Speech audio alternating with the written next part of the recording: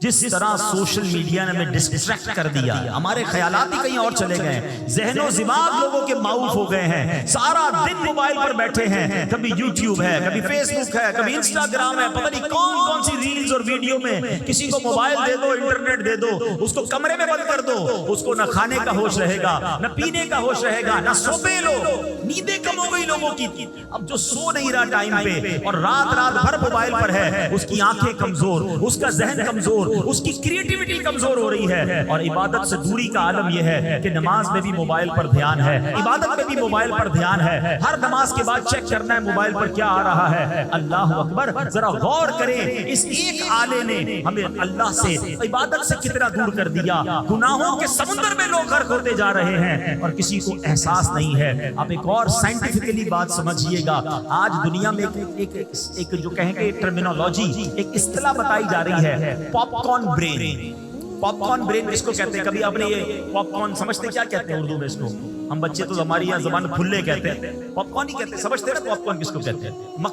مکئی جو بچے پھلا کے کھاتے ہیں نا، جس کو تھوڑا سا پکائیں تو پھول جاتی ہے، تو جب یہ پاپ کارن ہوتا ہے نا تو آپ نے دیکھا ہوگا یہ اچھل رہا ہوتا ہے، جب یہ پکتا ہے تو یہ اچھلتا ہے۔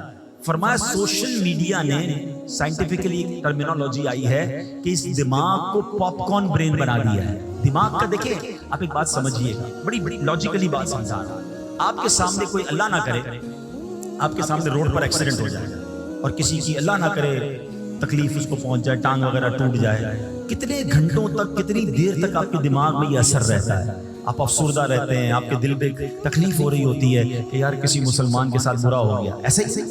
اچھا، اسی طرح اگر آپ کے سامنے کوئی خوشی کی خبر آ جائے، ماشاءاللہ کسی کے بچے کی ولادت ہو یا کسی کی شادی ہو، دوست کو کوئی بڑی خوشی مل جائے، تو کتنی دیر تک آپ بھی خوش ہو رہے ہوتے ہیں، آپ انجوائے کر رہے ہوتے ہیں۔ ہم انسان ہیں نا، ہمارے دماغ اور دل پر واقعات کا اثر پڑتا ہے اور وہ اثر کافی دیر تک رہتا ہے، یہ نیچرل ہے۔ لیکن سوشل میڈیا پہ کیا ہو رہا ہے؟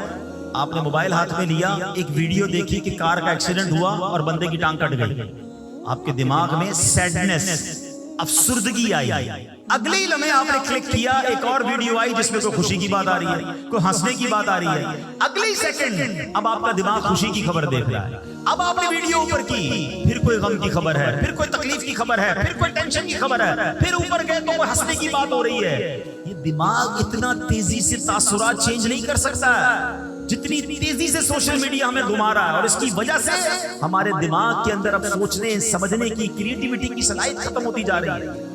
اس قدر اپنے آپ کو اس میں غرق نہ کریں۔ امیر اہل سنت تو بہت پہلے فرما چکے کہ شاید اب یہ سوشل میڈیا کے بعد ہمیں تخلیقی اور جس کو کہیں کہ تحقیق کرنے والے علماء شاید نہ ملیں۔